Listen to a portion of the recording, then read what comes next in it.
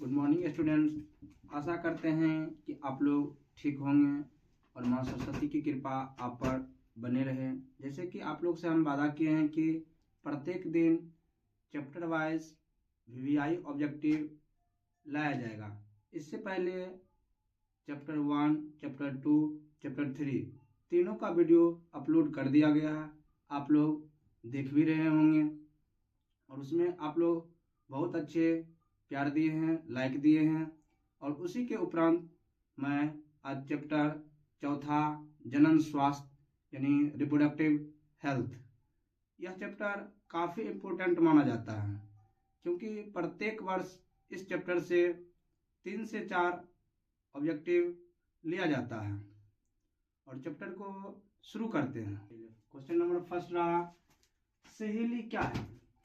सहेली एक प्रकार के गर्भ निरोधक गोली होती है जो महिलाओं द्वारा मुख से प्रयोग की जाती है और इसे साप्ताहिक गोली भी कहा जाता है क्योंकि यह गोली सप्ताह में एक बार प्रयोग की जाती है और लगातार 3 सप्ताह तक इसे प्रयोग की जाती है। इसका निर्माण जो किया गया था CDRI central drug research institute of Lucknow में निर्माण किया गया था। अब ऑप्शन देखिए, एक आ रहा है गर्भधारण की मुख्य गोली। ये देखिए, एक आ रहा है गर्भधारण की यानी कि गर्भधारण नहीं करना है। बी का रहा है नॉन एस्टेरॉयडल गोली। सी का रहा है मानव मादा के लिए मुख्य गर्भ निरोधक गोली। तो सहेली जो होता है एक प्रकार के गर्भ निरोधक गोली होती है, यानी ऑप्शन नंबर बी और ऑप्शन नंबर सी ये दोनों सही है, यानी डी इसका आंसर राइट है। नेक्स्ट क्वेश्चन,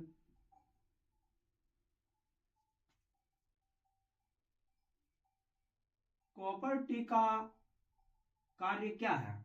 कॉपर टी जो होता है ये महिलाओं में आरोपित की जाती है और कॉपर टी का कार्य होता है निषेचन को रोकना, यानी कि अंडाणु को शुक्राणु से मिलने से रोकना। ऑप्शन देखिए, ए का रहा है युग्मनज निर्माण को रोकना। बी का रहा है गर्भधारण को रोकना। सी का रहा है निषेचन को रोकना। डी का रहा है उत्परिवर्तन की जांच करना। यानी कॉपर टी जो होता है ये निषेचन को रोकने की कार्य करता है, यानी ऑप्शन नंबर सी। जननांग मस्सा निम्नलिखित में किसके द्वारा फैलता है? तो जननांग मस्सा जो होता है एक प्रकार के सेक्सुअल ट्रांसमिटेड डिजीज होती है, यानी जिसे कहते हैं लैंगिक संचारित रोग या फिर यौन संचारित रोग कहते हैं। तो ए का रहा हेपेटाइटिस ए, बी का रहा हर्पिस विषाणु, सी का रहा ट्राइकोमोनास और डी का रहा पेपिलोमा विषाणु। जननांग मस्सा जो होता है ये विशेषकर महिलाओं और पुरुषों के नर जननांग के ऊपर होता है। इसमें पिंक या गुलाबी नुमा दाने नुमा संरचना का निर्माण हो जाता है जिसमें पस भर जाता है, जिससे काफी तेज दर्द और जलन होती है। यानी जननांग मस्सा जो होता है पेपिलोमा विषाणु डी, यानी कि option number D right answer.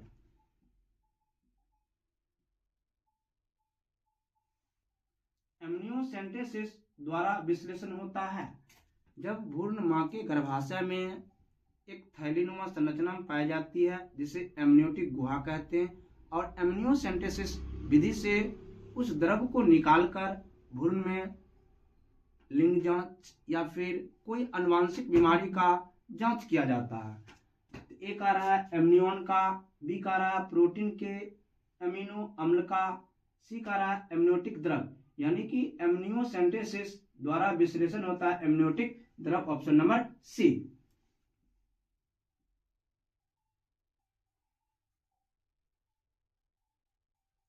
Bharat में प्रथम जनगणना कब हुई? ऐसे भारत में प्रथम जनगणना 1872 ईस्वी में लॉर्ड मियो के समय हुआ था, लेकिन ये आजादी से पहले हुआ। यहाँ पर क्वेश्चन पूछ रहा है भारत में प्रथम जनगणना कब हुई, तो यहाँ आजादी के बाद वाला, यानी कि आजादी के बाद सर्वप्रथम 1951 ईस्वी में जनगणना हुआ और यहाँ पर यही ऑप्शन राइट है, यानी कि 1951, option number D. Question repeated है, देख लीजिए। जननांग समस्या किनके द्वारा फैलने वाला एसटीडी रोग है? इससे ऊपर बताए थे कि जननांग मसाज होता है एक प्रकार के सेक्सुअल ट्रांसमिटेड डिजीज होता है, यानी कि पेपिलोमा विषाणु, ऑप्शन नंबर सी।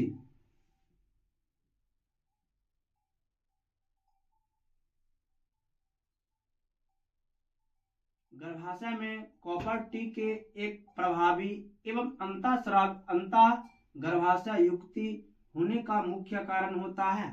तो कॉपर टी जो होता है ये रसायन यानी कि कॉपर को स्रावित करता है, जिससे शुक्राणु की गतिशीलता कम हो जाती है और शुक्राणु के भक्षण क्षमता भी बढ़ जाती है और ये निषेचन में भाग नहीं ले पाते हैं, यानी ए कह रहा है शुक्राणु की निषेचन क्षमता में कमी, ये भी सही है।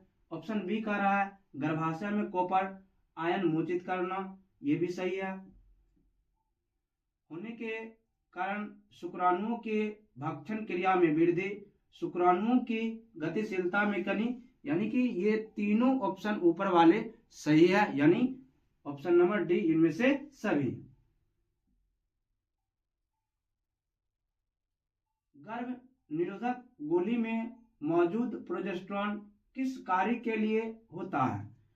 तो गर्भ निरोधक जो भी गोलियां होती है जैसे माला डी, माला ई, माला एम, ये सब गर्भ निरोधक गोली होती है। इसमें जो प्रोजेस्टेरॉन हार्मोन जो होता है ये अंडो उत्सर्ग को रोक देता है। ऑप्शन देखिए, एक कह रहा है विदलन को रोकना, अंडो उत्सर्ग को रोकना, निषेचन को रोकना, डी कह रहा है बी और सी दोनों, यानी ए जो होता है गर्भ निरोधक गोली में प्रोजेस्टेरॉन हार्मोन जो रहता है इसका मुख्य कार्य होता है अंडो उत्सर्ग को रोक देना, यानी कि ऑप्शन नंबर बी।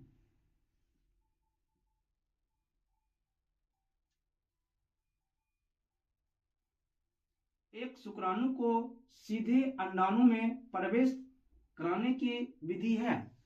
जब अंडाणु को सीधे शुक्राणु में प्रवेश कराया जाता है इसे ICSI यानी इंट्रासाइटोप्लाज्मिक स्पर्म इंजेक्शन, ये देखिए ऑप्शन देखिए, एक आ रहा है ET यानी कि एम्ब्रॉय ट्रांसफर, और इसका राइट ऑप्शन बी नंबर है ICSI।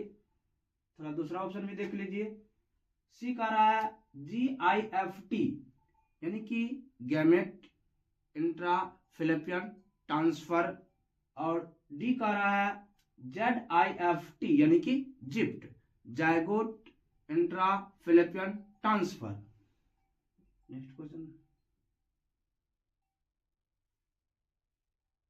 जन्म नियंत्रण की एक विधि है, कह रहा है जनसंख्या को रोकने की एक विधि है, तो एक आ रहा है जिप्ट। तो जिप्ट के द्वारा क्या होता है, किसी भी जब कोई फीमेल बच्चे को प्राकृतिक रूप से प्रदान नहीं कर पाती है तो उसे जिप्ट, गिफ्ट या IVF विधि के द्वारा बच्चे प्रदान कराया जाता है। लेकिन इस प्रश्न में पूछ रहा है जन्म नियंत्रण की एक विधि है यानी कि जनसंख्या को रोकने की एक विधि है।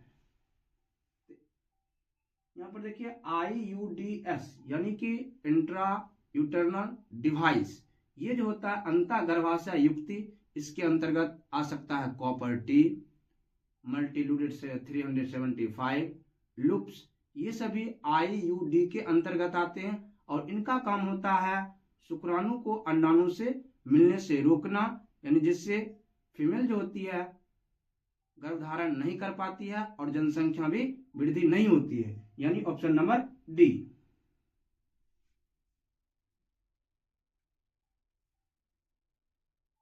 कौन सी तकनीक पुरुष से संबंधित है? ऑप्शन देखिए, एक आ रहा है मुख्य गोली, ये महिलाओं प्रयोग करती है, बी का रहा है ट्यूबेक्टोटोमी जिसे मादा नसबंदी के नाम से या फिर मादा नसबंदी के नाम से जानते हैं, सी का रहा वेस्कोटोमी, वेस्कोटोमी जो होता है पुरुष नसबंदी के नाम से जाना जाता है, यानी ऑप्शन नंबर सी।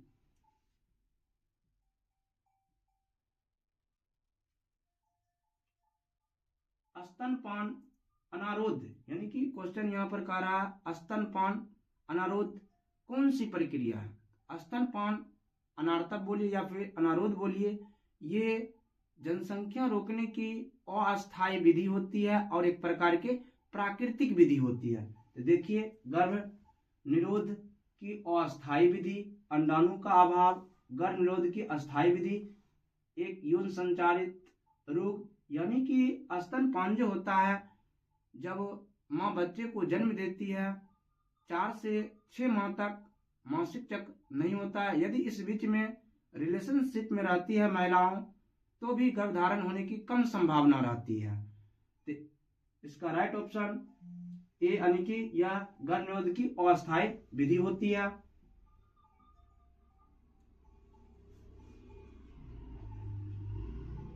परखनली शिशु को उत्पन्न करने के लिए भ्रूण की कौन सी अवस्था में स्त्री के शरीर में रोपित किया जाता है? जब शुक्राणु और अंडाणु आपस में मिल जाता है, इस प्रक्रिया को निषेचन कहते हैं।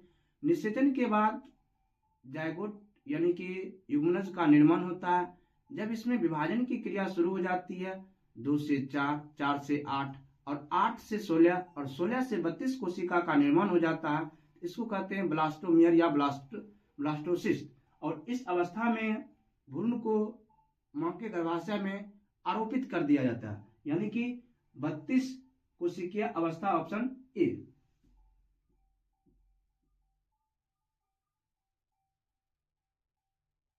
किसी खास समय एवं स्थान में किसी खास आबादी में मृत्यु की संख्या को कहते हैं, यानी किसी खास स्थान पर किसी खास समय में मरने वाले जीवों की कुल संख्या जो होता है, इसे मृत्यु दर कहते हैं, यानी कि डेथ रेट। और बायोलॉजिकल इसे कहते हैं मोर्टेलिटी, यानी ऑप्शन नंबर बी।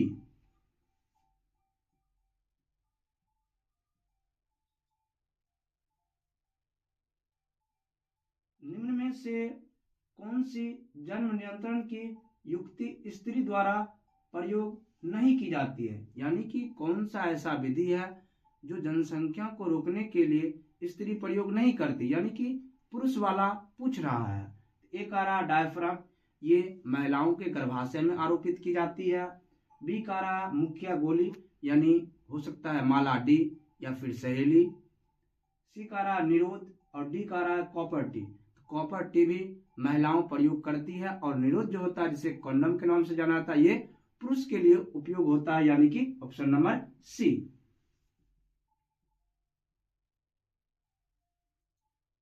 जन्म पूर्व भ्रूण लिंग निर्धारण की विधि का नाम है, यानी कि जन्म पूर्व यानी जन्म होने बच्चे को जन्म होने से पहले आप लिंग निर्धारण को कैसे जांच सकते हैं? तो देखिए, ए का रहा लेप्रोस्कोपिक, बी का रहा एमनियोसेंटेसिस और सी का रहा वैस्कोटोमी और डी का रहा ट्यूबेक्टोटोमी। यहाँ पर एमनियोसेंटेसिस की विधि के द्वारा आप मां के गर्भ में पल रहे भ्रूण के लिंग जांच और आनुवंशिक बीमारियों को जांच कर सकते हैं, यानी कि ऑप्शन नंबर बी।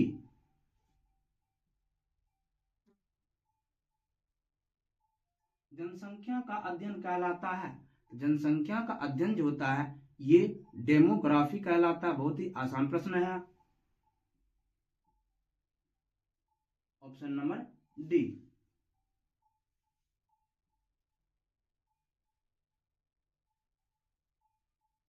गर्भ निरोधक पुट्टिका में प्रोजेस्टेरोन है, तो गर्भ निरोधक पुट्टिका जो होती है, इसमें प्रोजेस्टेरोन जो पाया जाता है, ये गर्भ अंडो उत्सर्ग को रोकती है, यानी कि कहने का अर्थ है जब अंडाशय में अंडाणु का निर्माण हो जाता है और महिलाओं सहेली या फिर माला डी गोली का उपयोग करते हैं, उसमें प्रोजेस्टेरोन हार्मोन का स्राव होता है, जिससे अंडो उत्सर्ग क्रिया नहीं हो पाती, अर्थात अंडा अंडाशय से फैलोपियन ट्यूब में नहीं जा पाता है।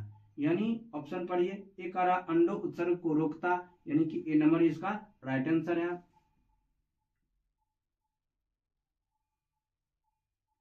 संतानों उत्पत्ति नियंत्रण के क्या उपाय है, यानी कि संतान को नियंत्रण करने की कौन सी उपाय है? एक आ रहा हार्मोनल विधि, हाँ हार्मोनल विधि भी हो सकता है। बी कह रहा प्राकृतिक विधियां, यांत्रिक विधियां, यानी कि इनमें से सभी। Option number D right answer है।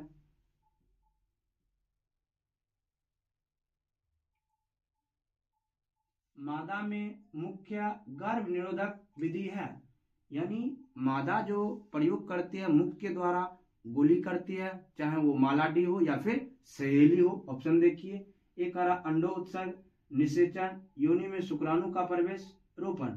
यानी कि मादा जो होती है गोली को प्रयोग करते हुआ क्या करता है, तो मादाओं में अंडो उत्सर्ग को रोक देती है, यानी ऑप्शन नंबर ए।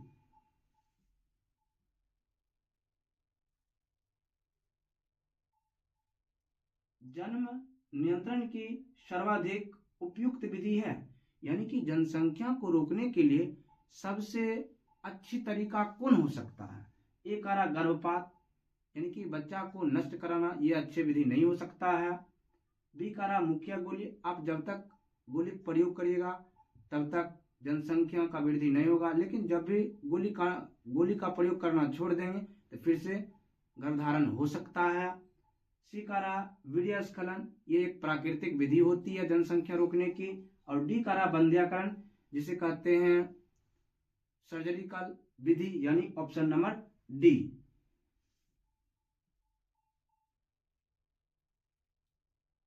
केंद्रीय औषधि अनुसंधान संस्थान द्वारा कौन सी गर्भनिरोधक गोली तैयार की गई, जिसे CDRI यानी कि central drugs research institute of Lucknow, इसी के द्वारा सहेली की निर्माण की गई थी। और सहेली जो होती है एक प्रकार के साप्ताहिक गोली होती है, और ये नॉन एस्ट्रॉयडल गोली भी होती है। ऑप्शन देखिए, एक आ रहा मालाडी, बी का रहा संयुक्त गोली, सी का रहा सहेली, और डी का रहा निरोध, यानी कि CDRI के द्वारा सहेली को निर्माण किया गया था। ऑप्शन नंबर सी।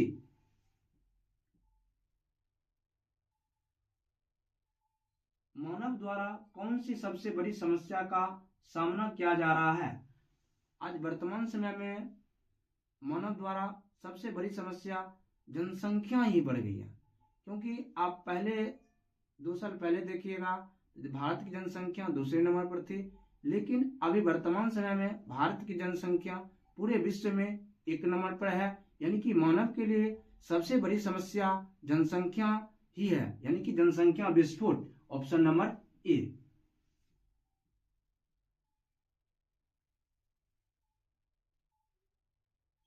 RU 486 दवा प्रयोग की जाती है। RU 486 दवाओं का प्रयोग गर्भपात के लिए किया जाता है, यानी कि ऑप्शन नंबर सी।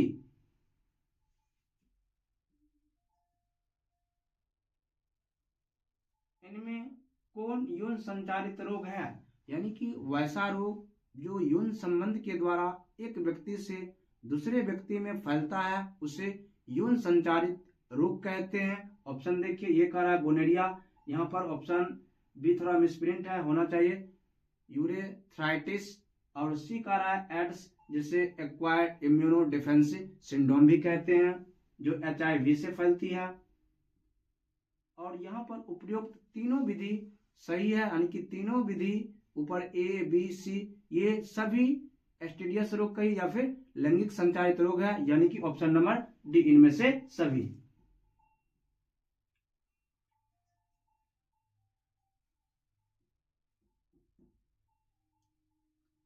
सीधे शुक्राणु को अंडाणु से सम्मिलित करने की क्रिया को क्या कहते हैं। जब शुक्राणु को सीधे अंडाणु के अंदर में प्रवेश कराया जाता है, जिसे ICSI भी कहते हैं, यानी कि अंतःकोशिकीय शुक्राणु निषेचन। Option number B.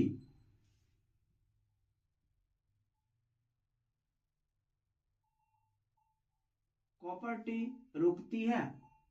इससे पीछे भी इससे संबंधित 2-4 प्रश्न आया था, वह मैं बता चुका हूं। कॉपर टी महिलाओं के गर्भाशय में आरोपित किया जाता है, जिससे कॉपर आयन मोचित होते रहता है, और इसका काम होता है शुक्राणु की गतिशीलता को कम करना, शुक्राणुओं की भक्षाणु की वृद्धि कर देना, अर्थात कॉपर्टेज होता है ये निषेचन को रोकने का कार्य करता है। ऑप्शन देखिए, ए का रहा अंडो उत्सर्ग, बी का रहा अंड निषेचन को, सी का रहा भ्रूण रोपण को, डी का रहा बी और सी दोनों, यानी यहाँ पर जो होगा अंड निषेचन को रोकता है, यानी कि निषेचन को रोकता है। Option number B.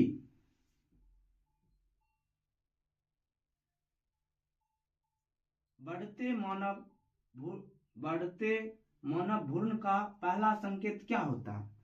जब मां के गर्भाशय में भ्रूण बढ़ता है तो इसका पहला संकेत जो होता है हृदय की धड़कन, जिसे आप गर्भ के प्रथम माह में ही सुन सकते हैं स्टेथोस्कोप की सहायता से।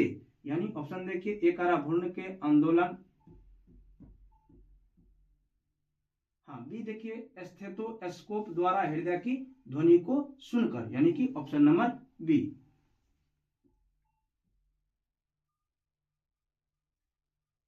एमनियोसेंटेसिस एक प्रक्रिया है। एमनियोसेंटेसिस एक विधि है जो गर्भ में पल रहे भ्रूण के एमनियोटिक द्रव्य से अल्प मात्रा में इंजेक्शन के माध्यम से निकाला जाता है, जिससे गर्भ में पल रहे भ्रूण के लिंग जांच या फिर आनुवंशिक बीमारियों को जांचा जाता है। यानी एक आ रहा है हृदय में विकार जानने के लिए, नहीं। दिमाग में कमी ज्ञात करने के लिए, नहीं। सी का रहा भ्रूण में आनुवंशिक विकार ज्ञात करने के लिए, जी दिखाइए, उपयुक्त सभी नहीं। Option number C right answer है।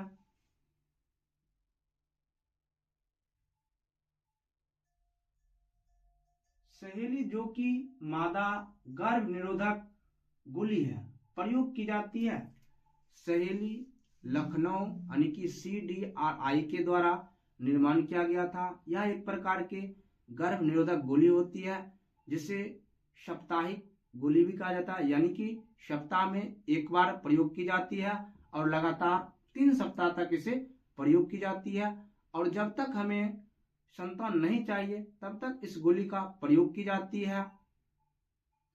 Option number B.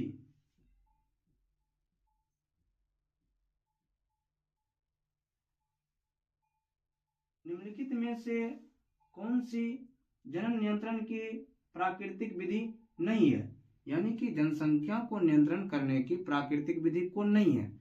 जनसंख्या नियंत्रण करने की प्राकृतिक विधि में 3 चीज आता है। एक आता है पहले बाह्य स्खलन, यानी कि संबंध बनाते समय लिंग को योनि से भी स्खलन होने से पहले निकालना होता है।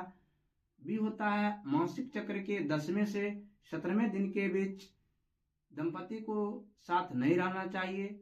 और तीसरा जो होता है ये अवधिक संयम, जिसको कहते हैं स्तनपान अनारोध, यानी कि जब माँ बच्चे को जन्म देती है और उसे दुग्ध पिलाते रहती है तो उस समय मासिक क्रिया नहीं होती है 4 से 6 माह तक। यहाँ पर बोल रहा है कौन विधि प्राकृतिक नहीं है, तो यहाँ पर वैस्कोटोमी जो है ये प्राकृतिक विधि नहीं है, क्योंकि इसे पुरुष नसबंदी के नाम से भी जाना जाता है, यानी ऑप्शन नंबर सी।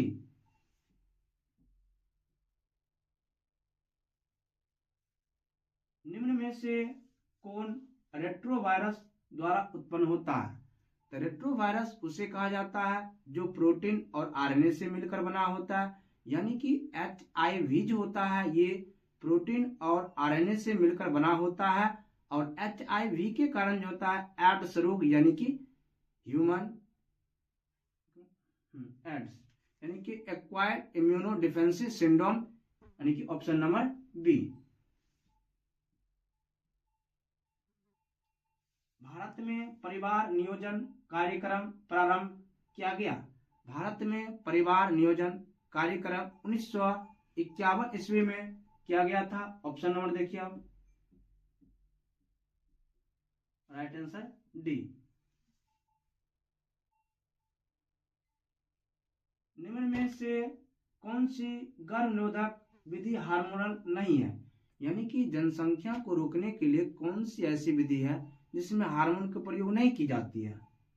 एक आ रहा है मुख्य गर्भ निरोधक गोली, इसमें प्रोजेस्टेरोन और एस्ट्रोजन का मिश्रण होता है। बी का रहा इम्प्लांट, यानी इम्प्लांट का अर्थ होता है मां के शरीर में बच्चे का चिपकना। और सी कह रहा है कॉपर टी, इसमें आयन का मोचन होता है। और डी कह रहा है इंजेक्टेबल गर्भ निरोधक, यानी कि कॉपर टी जो होता है ये हार्मोनल विधि नहीं होती है। ऑप्शन नंबर सी।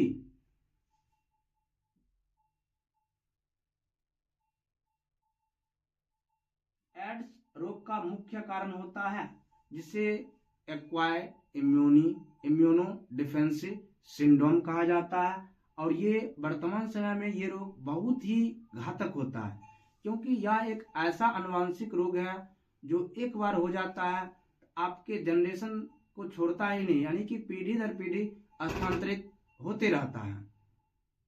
और ये रोग जो होता है HIV नामक वायरस से होता है।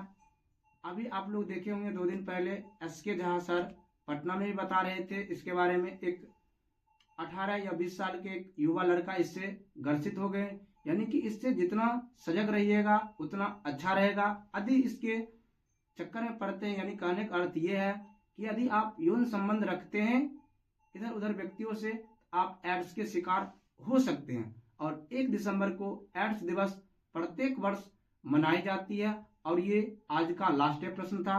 धन्यवाद। आशा करते हैं आप लोग इस वीडियो को भी लाइक और प्यार दीजिएगा। और इसका आंसर राइट जो होगा वायरस के द्वारा